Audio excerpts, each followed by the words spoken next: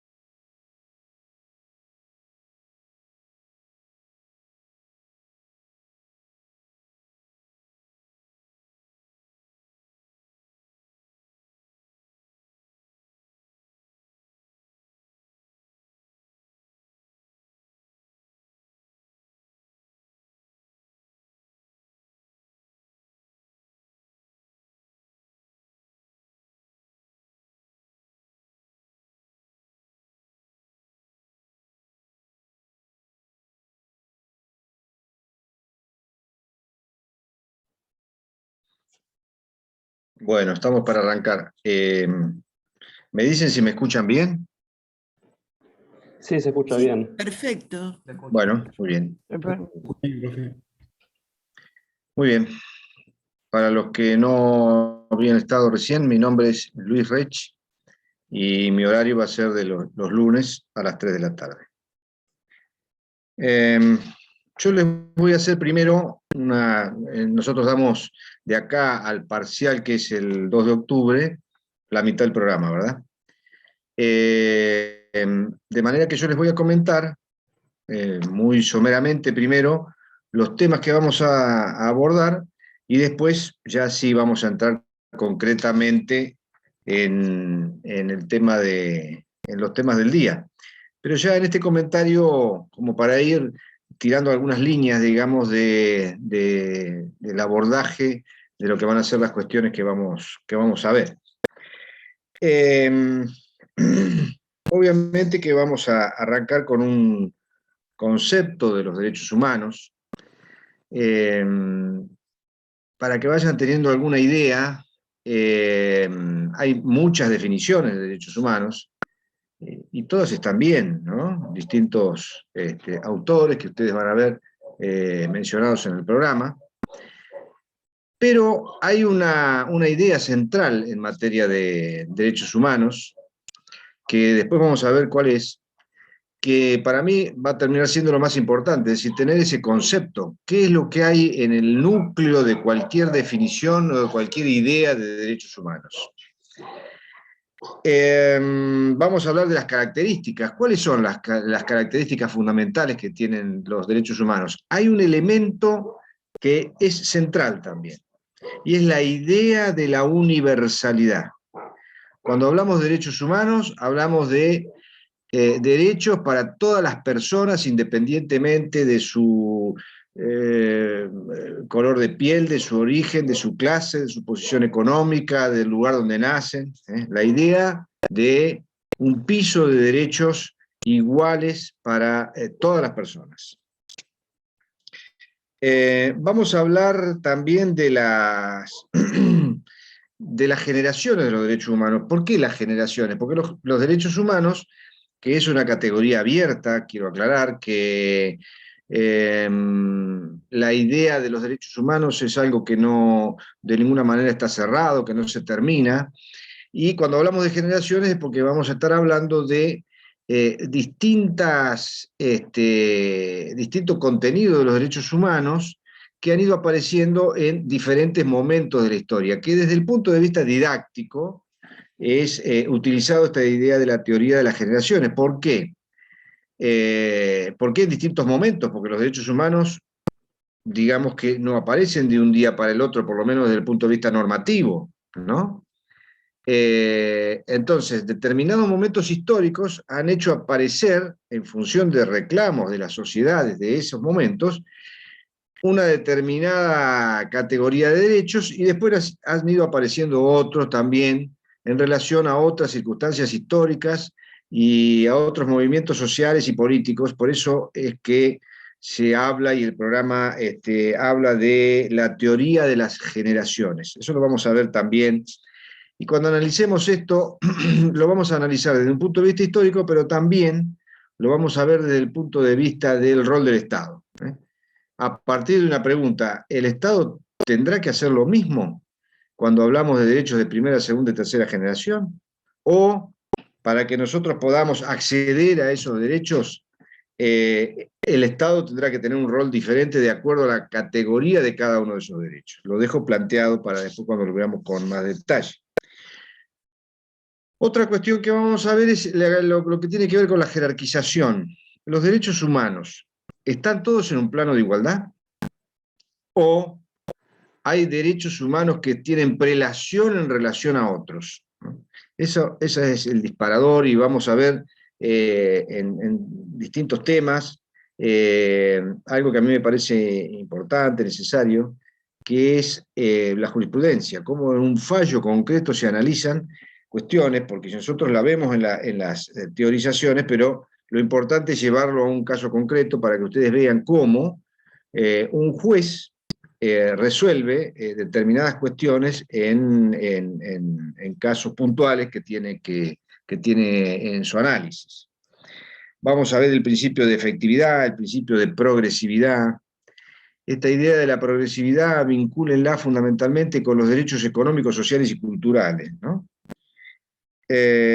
Vamos a ver qué significa el principio pro homine.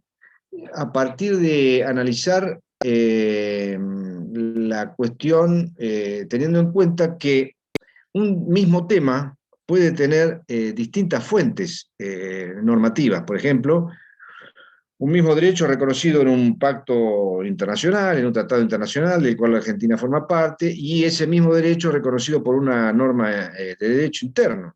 Y bueno, ¿y cuál deberá aplicarse? ¿Qué significa el principio pro homine, ¿no? Después vamos a ver los antecedentes históricos, un larguísimo recorrido histórico que algunos lo ubican fíjense ustedes la magnitud del recorrido histórico en el año 1700 a.C. con la ley del talión, ¿no? Pero vamos a pasar por Grecia, Roma, el cristianismo, la Edad Media, etc. Y dos elementos muy importantes desde el punto de vista político, con consecuencias en cuanto a las constituciones, como fueron, y los derechos humanos, como fueron la independencia de los Estados Unidos de Inglaterra y la Revolución Francesa. Hasta nuestros días, ¿verdad? Cómo se incorporaron después los derechos económicos, sociales y culturales, y los que conocemos como derechos de tercera generación, y cuáles son esos derechos de tercera generación, y por qué son, por ejemplo, algunos como el derecho a medio ambiente sano, un derecho de incidencia colectiva. Avanzando en el programa, bueno, vamos a ver otra cuestión muy importante, que es la protección internacional de los derechos humanos. A partir también de una pregunta, ¿por qué si nosotros tenemos un sistema nacional de protección, cuál es, por ejemplo, el Poder Judicial, además de que hay hoy por hoy distintas agencias estatales que no son únicamente la del Poder Judicial, sino de los distintos ejecutivos, Secretaría de Derechos Humanos de la Nación, de la provincia, de la municipalidad, etc.?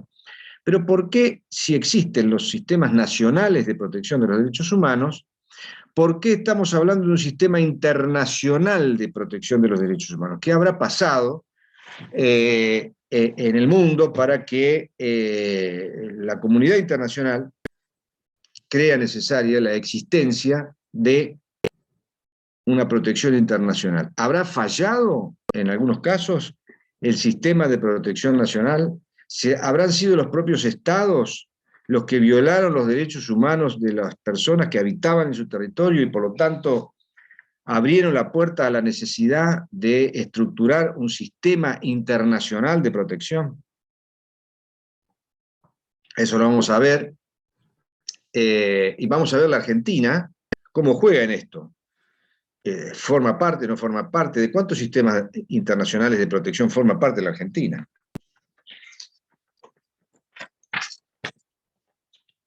Otra cuestión que vamos a ver y que es muy importante, y que no es un tema secundario en un país como la Argentina, donde a partir del año 1930 sufrió interrupción del orden constitucional, ¿no?, con los golpes de Estado, y con todas las consecuencias de violación a los derechos humanos que trajeron aparejadas esas violaciones a la vigencia de la Constitución. Vamos a ver la relación entre la democracia y los derechos humanos.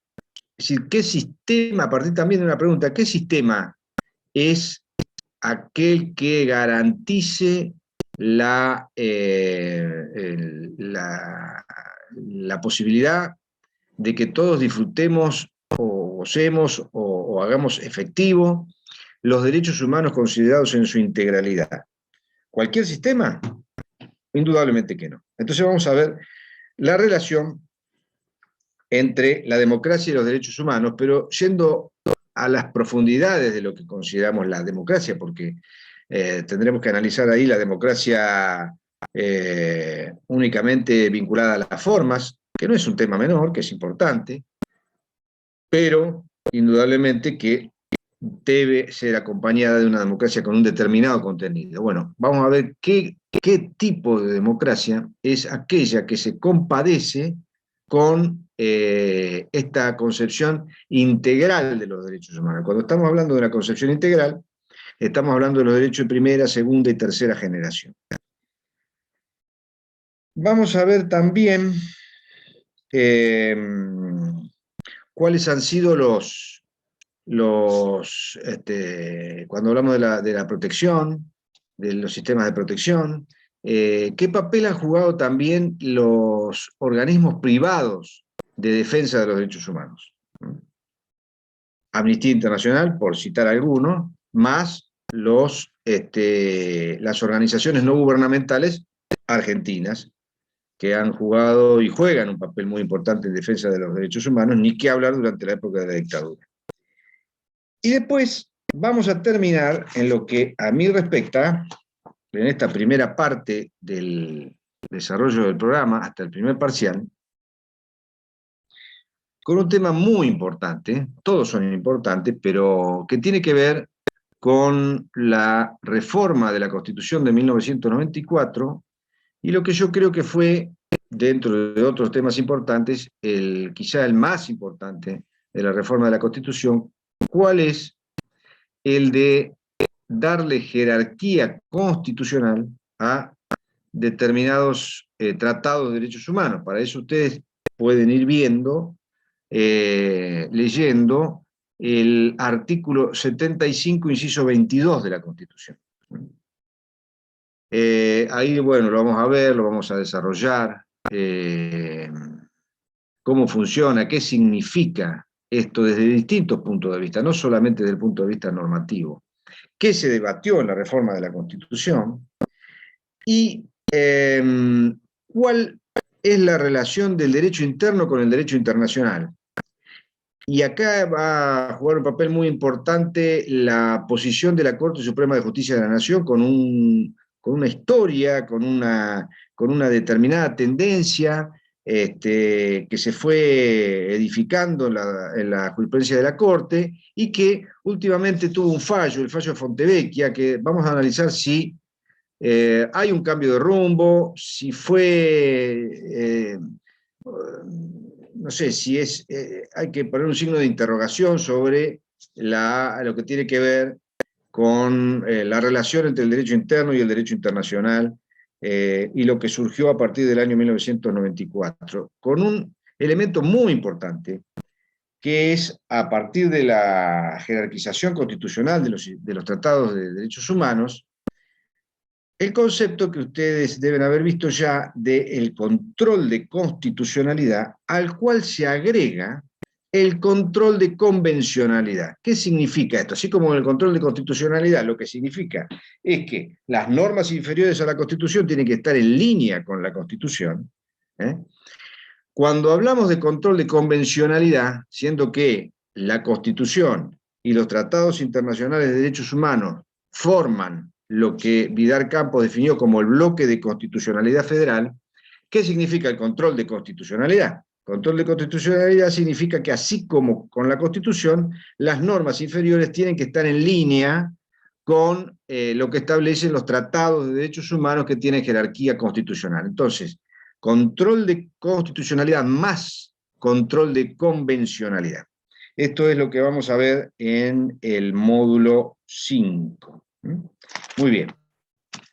Esto es abuelo de pájaro, digamos, como para que ustedes tengan una idea, los temas que vamos a abordar con algún análisis de algunos fallos que vienen a ilustrar un poco desde el punto de vista de la aplicación concreta estas cuestiones que hemos estado esbozando en esta primera intervención. Muy bien. Vamos a la unidad 2, entonces. Concepto de derechos humanos, distintos enfoques, etc. Consideraciones generales, unidad 2. Cuando nosotros estamos hablando de derechos humanos, como decía recién, tenemos que tener en cuenta el criterio o la idea de la universalidad. ¿Qué significa esto? Significa esto que debe haber un piso de derechos humanos y que de la mano de la no discriminación sean iguales a cualquier persona viva en el país que viva, en el norte, en el sur, en el este, en el oeste, en el oriente, en el occidente, a partir de no discriminar, como ya les decía, ni en cuanto a la religión, ni a las ideas políticas, filosóficas, ni a la raza, ni a la posición económica, etcétera, etcétera.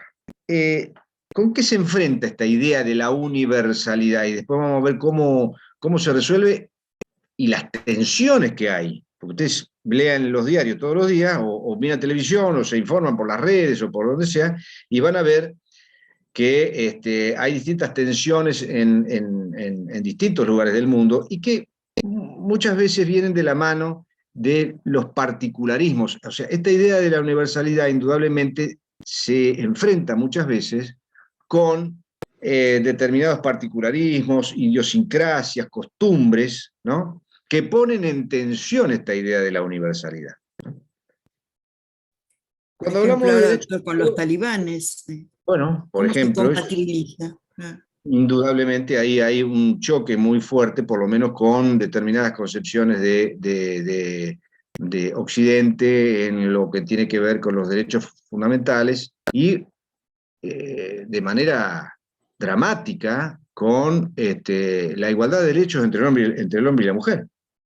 Entonces, esta idea de la universalidad choca muchas veces con los particularismos, con las idiosincrasias, etc. Ahora, no obstante lo cual, hay determinadas cuestiones que tienen que formar parte de ese piso de igualdad de derechos y que la conciencia humana debe rechazar. Por ejemplo, por citar algunos ejemplos, el racismo, los asesinatos, el canibalismo, los homicidios rituales, etcétera, etcétera. Son cuestiones que la conciencia humana no puede aceptar, ¿no?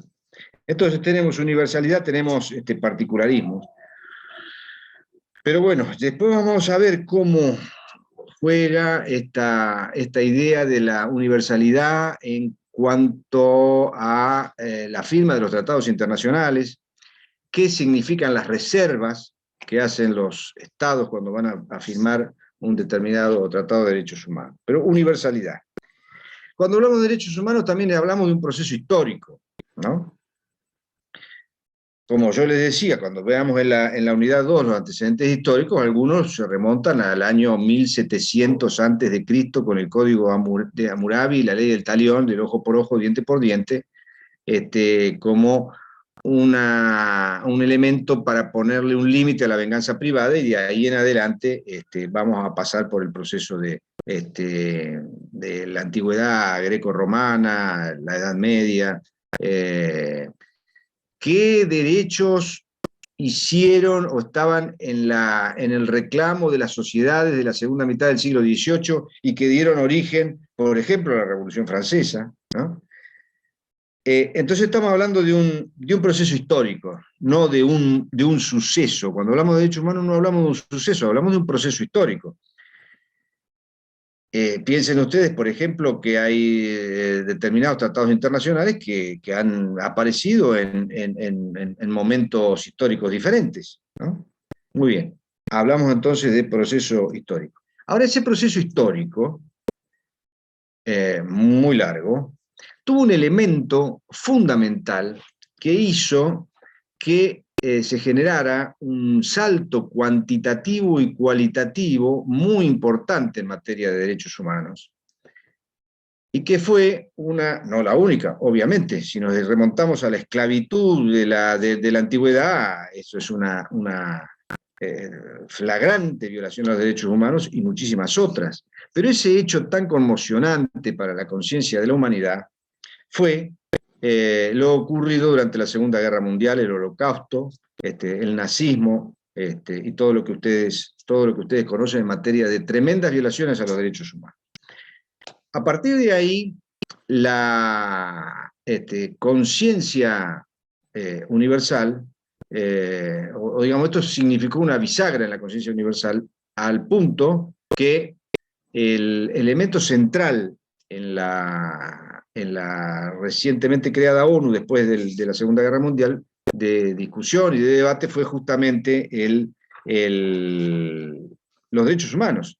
Esto originó en el año 1948 la Declaración Universal de los Derechos Humanos, ¿no? Entonces, y a partir de ahí, ¿por qué decía yo un salto cualitativo y cuantitativo? Porque a partir de ahí se fueron dando una serie de tratados, convenciones, pactos, declaraciones en materia de derechos humanos que vino a significar al día de hoy un compilado muy importante de derechos humanos. Algunos tratados de carácter universal, por ejemplo, como la Declaración Universal, que había sido precedida por un tiempo antes, un mes y pico antes, de la Declaración Americana de Derechos Humanos. Después, otros tratados de carácter universal, como por ejemplo el Pacto Internacional de Derechos Civiles y Políticos, el Pacto Internacional de Derechos Económicos, Sociales y Culturales, que podrían haber sido un solo pacto de derechos civiles, políticos, económicos, sociales y culturales, pero como se dieron en el marco de la Guerra Fría, entre el enfrentamiento entre el capitalismo liderado por los Estados Unidos y el socialismo liderado por la Unión Soviética, eso impidió que fuera un solo tratado. ¿Por qué? Porque un bloque ponía, digamos, el foco, el interés en las libertades individuales y los derechos políticos, y el otro en los derechos económicos, sociales, culturales, y eso hizo que fueran dos los pactos internacionales. Pero bueno, son dos pactos internacionales muy importantes, ambos, que son de carácter universal. Algunos otros de carácter regional, que vienen a sumar a este compilado que yo les decía, como por ejemplo el ámbito interamericano, el Pacto de San José de Costa Rica o Convención Americana de Derechos Humanos, y otro tipo de tratados que tienen determinados particularismos dirigidos a determinadas calidades o condiciones de las personas, como por ejemplo lo que tiene que ver con la mujer, con niños, niñas y adolescentes, migrantes, personas desaparecidas, etc. Es decir, una serie que después lo vamos a ver en detalle, por supuesto, contra la tortura, racismo y otros tratados que los vamos a ver en detalle, pero que vienen a configurar este compilado tan importante desde el punto de vista normativo, y que, ya les digo, surgieron todos después de la Segunda Guerra Mundial y a partir de la Declaración Universal. Otro elemento que se agregó y que lo tiene, por ejemplo, la Convención Americana, son los organismos de defensa concreta de esos derechos humanos, y ya lo vamos a ver en más detalle, la Comisión Interamericana, la Corte Interamericana de Derechos Humanos. Pero lo que yo quiero que quede en claro es que luego de la Segunda Guerra Mundial hubo un desarrollo significativo en materia de derechos humanos, por lo menos desde el punto de vista normativo. ¿Y por qué digo por lo menos desde el punto de vista normativo? Porque siguiendo a lo que decía el profesor italiano Bobbio, el mayor desafío de la actualidad, aunque pueda faltar todavía alguna norma, algún tratado más, el mayor desafío es el cumplimiento de esos derechos humanos. Es decir, paso muy importante, que estén legislados, que estén normatizados, que estén en normas jurídicas, pero un desafío no menor es que esos derechos que están por allí escritos tengan efectividad, que sean derechos que sociológicamente sean aprehendidos por el conjunto de la comunidad internacional, de todo tipo, que no haya detenciones arbitrarias, ni qué hablar de homicidios, que que las personas se puedan expresar libremente, que haya sistemas políticos que estén justificados o legitimados en cuanto al ejercicio de poder a través del voto libre de que ejerce la ciudadanía. Si esas cuestiones en algunos lugares del mundo no se cumplen, indudablemente lo tendremos escrito en algún lado, pero no cumpliéndose. De ahí el desafío que decía Bobbio de el efectivo cumplimiento de estos derechos. Si hablamos de derechos económicos, sociales y culturales, el derecho a vivienda digna, a acceso a la salud, a la educación, está garantizado en todos lados. Indudablemente que no, que falta mucho por hacer. Bueno, entonces, este será el gran desafío en materia de derechos humanos.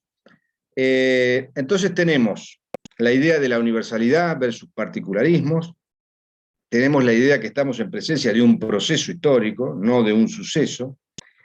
Hemos hablado del salto cualitativo y cuantitativo en materia de derechos humanos ocurrido después de la Segunda Guerra Mundial, del enorme desafío en materia de cumplimiento efectivo de esos derechos. Vamos a mencionar también otro elemento muy importante que surge en este proceso a partir de esta idea de la internacionalización, que ahora vamos a ver qué significa la universalización, la internacionalización. Ustedes tienen que hacerse la idea de que cuando estamos hablando de derechos humanos no estamos hablando únicamente de las fronteras de nuestro país. Estamos hablando, si decimos que una de las ideas fundamentales es la universalización, indudablemente que cuando hablamos de derechos humanos hablamos de lo local, pero también tenemos que pensar en el derecho internacional público, no únicamente en nuestro derecho local, en el derecho internacional público. Y dentro del derecho internacional público tenemos que pensar en el derecho internacional de los derechos humanos. ¿Por qué? Por la sencilla razón de que hay ámbitos internacionales donde en la ONU, en la OEA, entre otros, también el sistema europeo, el africano, con su normativa, hay elementos de carácter internacional donde los derechos humanos juegan un papel muy importante. Entonces, de lo que hablamos es de una jurisdicción compartida. Cuando estamos hablando de derechos humanos, estamos hablando de derecho interno, pero también de derecho internacional, ¿no? De ambos. Después vamos a ver qué es el dualismo, qué es el monismo, qué relación hay entre el derecho interno y el derecho internacional, ¿no? Les reitero, el artículo 75, inciso 22 de la Constitución. Pero la idea acá, como estamos en el módulo 2, que son conceptos más generales, la idea de una jurisdicción compartida, ¿no? Entre el derecho interno y el derecho internacional. Hay un par de conceptos que también yo quiero que lo anoten por ahí,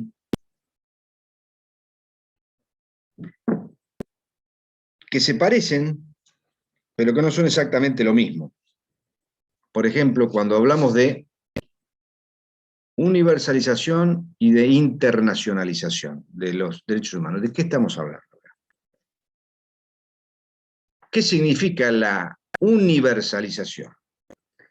Como ustedes van a ver más adelante, después de los procesos políticos que se dieron en la segunda mitad del siglo XVIII, en Estados Unidos, con la independencia de las colonias norteamericanas de la metrópoli, de Londres, de Inglaterra, y los sucesos tan importantes ocurridos en Europa con la Revolución Francesa, ¿qué fue lo que ocurrió a partir de esos procesos políticos, sociales? Ocurrió que en las constituciones, tanto en Estados Unidos como en Francia, aparecieron declaraciones de derechos. Como ustedes ven, nuestra Constitución tiene una parte dogmática y una parte orgánica, ¿no? La parte dogmática es la parte donde se declaran los derechos, la parte orgánica es la organización del poder. ejecutivo, legislativo, judicial, etc.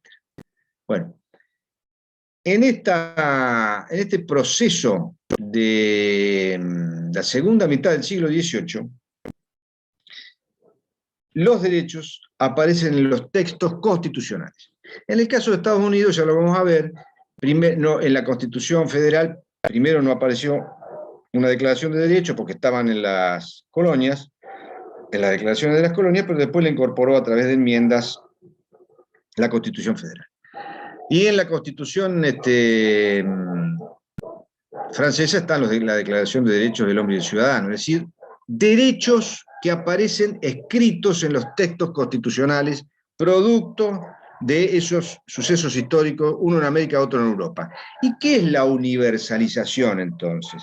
La universalización es el proceso que significó que esos modelos fueran copiados, no exactamente, pero sí en cuanto a la necesidad de tener una parte de las constituciones donde se declaran los derechos, copiados por lo menos en Occidente. Por lo menos en Occidente. Entonces, vamos a ver cómo distintas constituciones, como les decía recién, tienen una parte de declaración de derechos, una parte dogmática, donde dice estos, para nosotros, para los argentinos, para la mayoría de las constituciones de Occidente, de Europa, de América, estos son los derechos fundamentales. Y ahí hay una enumeración de derechos, obviamente que también tenemos que recordar que nosotros tenemos el artículo 33 de la Constitución de los derechos implícitos. ¿Por qué? Porque es imposible detallar todos y cada uno de los derechos, pero el artículo 33 de la Constitución abre la puerta a otros derechos que no estén en el texto constitucional. Pero, indudablemente, ese proceso que se da en Estados Unidos y en Francia se va extendiendo, por lo menos en Occidente, en cuanto a normas, las constituciones, las normas fundamentales con declaraciones de derechos, ¿no?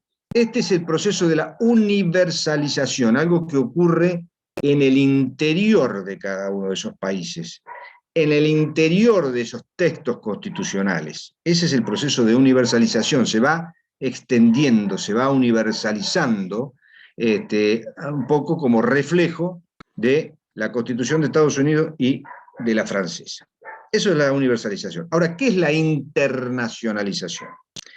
La internacionalización tiene que ver con, no ya con lo que ocurre para adentro, sino con lo que ocurre en el ámbito internacional por encima de los estados, en organizaciones supraestatales. Porque nosotros dijimos que cuando hablamos de derechos humanos estamos hablando de una jurisdicción compartida, ¿no? Derecho interno y derecho internacional. ¿Qué es lo que ocurre? Como yo les decía hace un ratito, a partir de la Segunda Guerra Mundial se van creando organismos internacionales de protección de los derechos humanos, se van firmando tratados internacionales, y entonces se va abriendo ese espacio a la internacionalización. ¿Qué significa en la práctica, en lo concreto, esta internacionalización? Que cualquier persona que ve violado un derecho fundamental puede ir a recurrir, después vamos a ver cómo, de qué manera, agotando la instancia interna, etcétera, etcétera, puede ir a denunciar a un Estado a esos foros internacionales, ¿no? Por ejemplo, ante la Comisión Interamericana de Derechos Humanos, que intervienen, que dictaminan en relación en el caso de que encuentren que el país ha violado a través de alguno de sus órganos los derechos fundamentales, y estableciendo penas indemnizatorias, muchas de ellas, en relación a las violaciones de los derechos humanos que puede haber cometido ese país. Entonces, esta es la idea de la internacionalización. Esta esfera internacional de protección de los derechos humanos a la cual los ciudadanos de los distintos países pueden recurrir denunciando violaciones de derechos que están reconocidos en los tratados internacionales. Entonces, tienen ustedes la idea de lo que es la universalización y de lo que es la internacionalización. Y otras dos cuestiones que me parece importante tener a mano es qué significa la idea de iuspositivismo y qué es la idea de el iusnaturalismo, ¿no? Y después preguntarnos, cuando una constitución, por ejemplo, establece un derecho, ¿lo está constituyendo en ese momento? ¿O está reconociendo un derecho preexistente? ¿No? Muy bien, la idea del iusnaturalismo, de los derechos naturales, es que independientemente y previo incluso a la constitución de los estados, y ni qué hablar de las normas jurídicas, de las constituciones, de las leyes, las personas tienen derechos por el solo hecho de ser personas, hacia su naturaleza. ¿eh?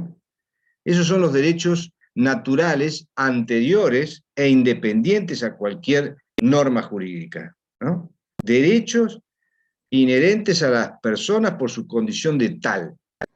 Esta es la idea central del iusnaturalismo. Derechos.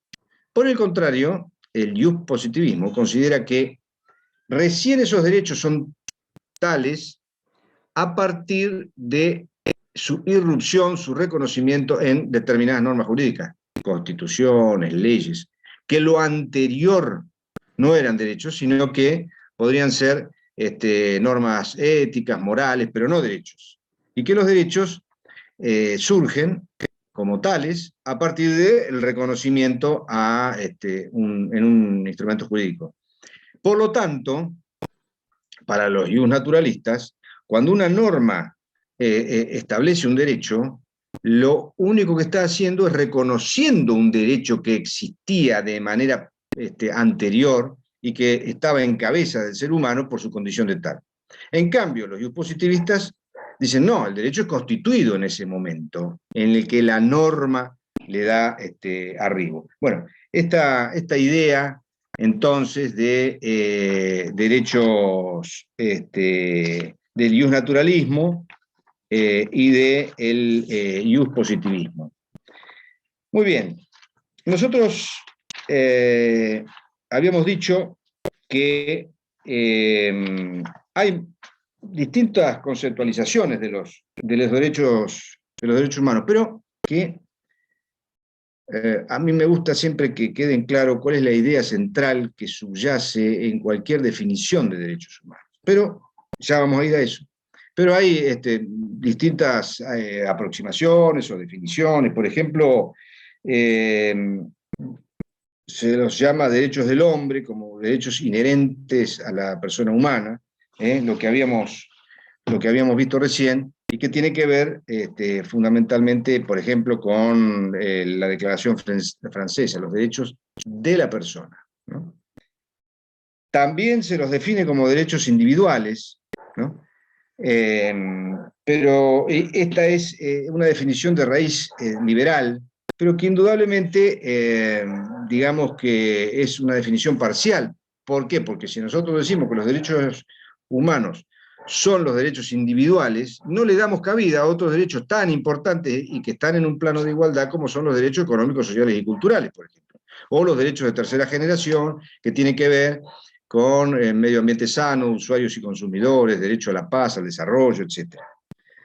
Bueno, pero algunos los han caracterizado a través del tiempo como derechos humanos, los derechos individuales. ¿Le puedo hacer una pregunta? Señor. Sí, sí. ¿Puede ser que haya derechos colectivos que estén sobre los derechos individuales en alguna manera? ¿En qué sentido? No sé, yo tengo derecho a hacer alguna acción, pero esa acción perjudica a la masa total de la gente. Bueno, no. Tu derecho empieza o termina cuando empieza el derecho del otro o de los otros. De todos modos, nosotros vamos a ver cuando hablemos en esta misma unidad de la jerarquización de los derechos humanos, vamos a ver si los derechos están, si hay algunos derechos más importantes que otros, si hay un orden jerárquico, o si los derechos están en un plano de igualdad. Y en el caso de que estén en un plano de igualdad, ¿no? ¿Qué pasa si vos, Carlos, vas a la justicia y planteando un derecho humano fundamental y en función de eso recurrirse a la justicia. Y Mirta va y contesta la demanda y hace referencia a otro derecho humano también, un derecho humano fundamental, y están en pugna dos derechos humanos. Si la solución mayoritaria fuera, que no la quiero adelantar hasta que no lleguemos a ese punto, fuera no que están jerarquizados, porque si estuvieran jerarquizados, si esa fuera la solución, el juez diría, bueno, a ver, ¿quién está primero, el derecho de Carlos o el derecho de Mirta? Y en función de eso le doy la razón a uno u a otro, ¿no? Ahora, ¿qué pasa si esos derechos estuvieran en un plano de igualdad? ¿Y qué hace el juez ahí? Bueno, eso lo vamos a ver. Y un poco eso creo yo que va a ayudar a responder tu pregunta. Otros hablan de derechos de la persona, derechos subjetivos también han sido definidos, derechos públicos, derechos fundamentales, derechos innatos, derechos constitucionales, ¿no? Distintas definiciones, pero derechos positivizados, libertades públicas. Pero el elemento que yo digo y quiero que ustedes tomen especial nota, que va a haber en cualquier definición de derechos humanos, es la idea de la dignidad de la persona humana. La persona humana debe ser respetada en su dignidad, ¿no? Muy bien. ¿Y qué es la dignidad? ¿O qué compone la dignidad? Ustedes van a ver que es un término muy amplio, muy abierto, pero que no podía ser definido de otra manera y ponerle límites a la dignidad humana. Y les voy a poner ejemplos, que lo vamos a ver cuando veamos ahora la teoría de las generaciones, que eran distintos derechos que fueron apareciendo en distintos momentos históricos. Una persona detenida ilegalmente, ¿no? Coartada su libertad, ¿está agraviado en su dignidad? Indudablemente. Una persona que es invadida su intimidad, el derecho a la intimidad, ¿se agravia su dignidad? Sin duda. Estoy hablando de los derechos de primera generación. Una persona que no puede expresarse libremente y votar en un ámbito de libertad, sino que se siente coaccionada a la hora de elegir su representante y se siente obligada a decir por el partido A, B, C, el candidato tal o cual, está agraviada en su dignidad. Derechos de primera generación, derechos civiles y políticos. Digo esto, ¿qué es la dignidad humana, no? Que es lo que está en el centro de cualquier definición. Por eso no se hagan tanto problema por la definición de tal o cual autor, y si son las libertades públicas, que esas son definiciones parciales siempre, o si son derechos subjetivos o fundamentales, etc. Sino las personas respetadas en su dignidad. No tener una vivienda digna, ¿no? No tener acceso a la educación, a la salud, es una persona que no está siendo respetada en su dignidad. Derechos de segunda generación, derechos económicos, sociales y culturales. Vivir en un medio ambiente contaminado. Indudablemente, esas personas que viven en esa situación no están siendo respetadas en su dignidad.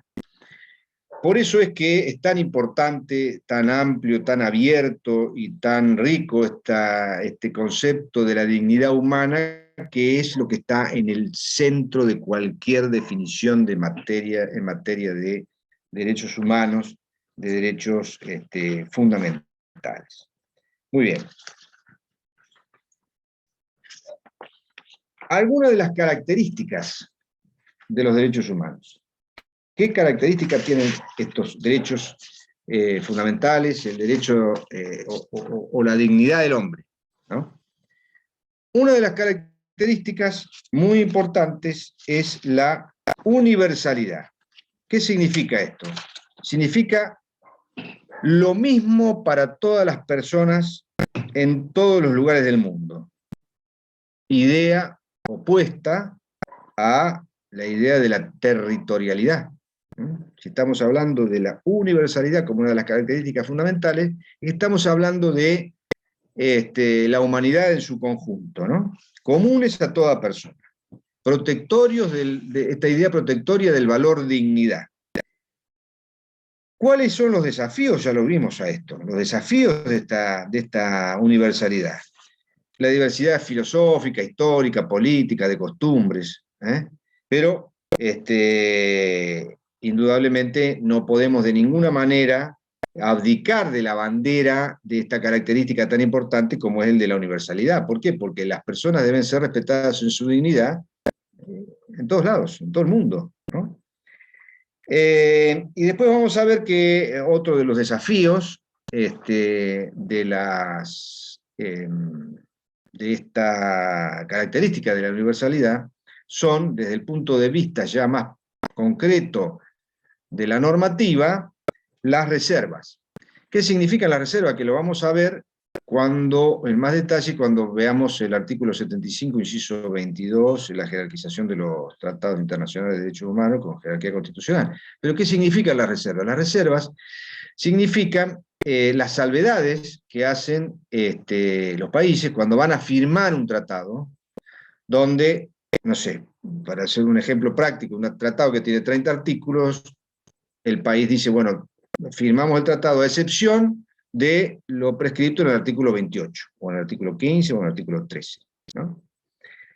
Donde ahí no se comprometen a cumplir con ese punto de ese tratado.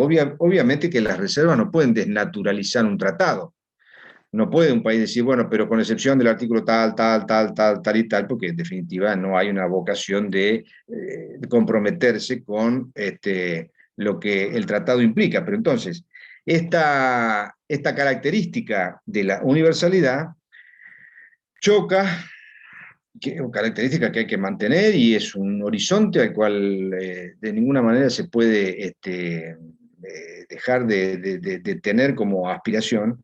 Choca con los particularismos y con las reservas, etc. Característica entonces de la universalidad. Son inalienables. Yo no puedo renunciar a mis derechos humanos. No es como una cuestión donde en una negociación renuncio a tal y a cual derecho. Eso es absolutamente imposible. Son intransferibles. Yo no le puedo transferir mis derechos a otro, ¿no? Mis derechos humanos, mis derechos fundamentales. Se pueden transferir derechos sobre otras cuestiones, pero no en materia de derechos humanos. Son imprescriptibles, no se pierden ni por el transcurso del tiempo ni por su falta de uso. Son indivisibles e interdependientes. Los derechos se necesitan unos a otros. Por ejemplo, yo no puedo tener un derecho a la vida a medias. O desde el punto de vista de la interdependencia, para poder ejercer y disfrutar del derecho a la salud, tengo que tener el derecho a una alimentación sana y saludable, ¿no? Para salud también tengo que tener una vivienda digna, ¿no? Entonces, ahí vemos que hay una interdependencia entre unos derechos y otros. Y después cuando veamos fundamentalmente los derechos económicos, sociales y culturales, vamos a ver dos ideas fundamentales, que son la idea de la progresividad y de la no regresividad como características de los derechos humanos. La progresividad, ¿qué significa? Que nosotros vamos progresando en la adquisición de derechos. Y la no regresividad es justamente que una vez que hemos adquirido, hemos llegado a un umbral de derechos, no perderlo, no regresar al umbral anterior en detrimento de los derechos que teníamos. Bueno, estas son las características entonces de los derechos humanos. Hay una idea muy bien desarrollada por un maestro como fue Vidal Campos, donde Vidal Campos decía, nosotros tenemos determinados derechos, Las personas tienen determinados derechos. Consultemos cualquier tratado, la Constitución, que hay un catálogo de derechos. Ahora bien, ¿todas las personas están dentro de ese derecho? ¿Lo tienen? ¿Tiene vigencia sociológica ese derecho? Si hay un derecho que dice que todas las personas tienen que tener acceso a una vivienda digna y vive en una casilla de chapa y de madera, esa persona, el derecho lo tiene escrito por ahí, pero ¿está en ese derecho? No está en ese derecho. Ahora, ¿tiene derecho a estar en ese derecho? Por supuesto que tiene derecho a estar en ese derecho. En estos casos vamos a ver, cuando hablemos de las generaciones de derechos, estos derechos económicos, sociales y culturales, vamos a ver qué rol tiene que jugar el Estado y ante quién deben reclamar las personas de menores recursos de una sociedad a los efectos de poder estar en el derecho, que tienen derecho a estar en ese derecho, aunque en ese momento no estén, como decía Vidar Campos. No vamos a poder desarrollar el tema que viene, que es la teoría de las generaciones, lo vamos a dejar para la clase que viene, pero yo quiero por lo menos esbozarlo, ¿no?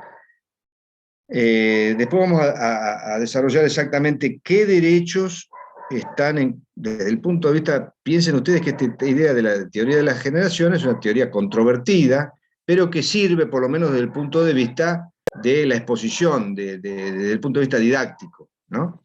Hablamos de derechos que irrumpen en distintos momentos históricos, ¿no? Entonces vamos a hablar de derechos de primera, segunda, tercera generación, algunos hablan de cuarta generación, tanto en el plano mundial, internacional, como en el local, porque también en nuestra Constitución irrumpieron al texto constitucional los derechos de primera generación, los derechos de segunda generación, los derechos de tercera generación, y para eso vamos a ver la Constitución histórica del año 1853, para unos derechos, para otros la Constitución de 1949 y el artículo 14 bis de 1957, y vamos a ver la reforma de la Constitución de 1994, cómo se fueron incorporando esos derechos. ¿Y qué ocurrió en el plano internacional?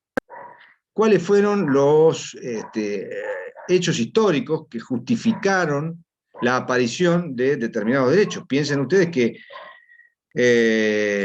una cosa era el mundo, por lo menos el mundo occidental, de la segunda mitad del siglo XVIII y otra muy diferente en la primera mitad del siglo XX, ¿no? Que dieron origen a unos derechos, a otros derechos que reclamaban las sociedades de esos tiempos, ¿no? Y que originaron estos derechos. Entonces los vamos a analizar desde un punto de vista histórico, ¿no? Por un lado. Y por el otro, muy importante también, desde el punto de vista institucional y la relación de esos derechos con el Estado. A partir de una pregunta, ¿el Estado tiene que comportarse de la misma manera para garantizar unos derechos a diferencia de otros derechos? ¿Tiene que hacer lo mismo cuando estamos hablando del respeto al derecho al domicilio, al nombre, a la identidad, a la libertad de prensa? ¿Tiene que comportarse de esa misma manera el Estado? ¿Tiene que hacer lo mismo cuando estamos hablando de derecho al acceso a la salud o a la educación? ¿Tendrá que hacer lo mismo o no? ¿O tendrá que hacer cosas diferentes? Y si tiene que hacer cosas diferentes, ¿qué tiene que hacer? Y después, cuando hablamos de derechos de tercera generación y hablamos de, por ejemplo, entre otros, del derecho al medio ambiente sano, ¿y los estados qué tendrán que hacer a los efectos de que nosotros, personas del país y del mundo, tengamos acceso a un medio ambiente sano, que realmente es un desafío enorme porque el medio ambiente está absolutamente contaminado y hay, dicho sea de paso, informes de la ONU muy preocupantes de estos últimos días en cuanto a las consecuencias del calentamiento global. ¿Qué tendrán que hacer los estados?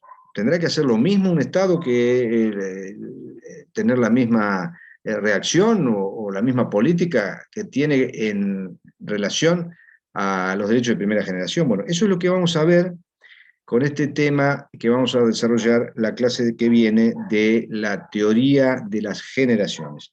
Entonces, hoy llegamos hasta acá, esta idea general de derechos humanos, las características, las definiciones, la dignidad humana en el centro de cualquier definición.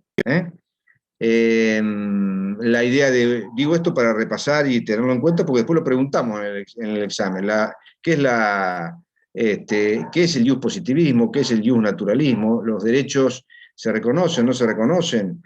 ¿Son preexistentes? ¿No lo son? ¿Qué dice el ius naturalismo? ¿Qué dice el ius positivismo? La idea de qué es la universalización y qué es la internacionalización de los derechos humanos. Bueno, nos vemos el lunes que viene a las 3 de la tarde. Chao. Bueno, gracias, doctor. Muy bien. Gracias, profe. Chao. Gracias, profe. Nos vemos. Chao, chao. Hasta luego. Hasta luego.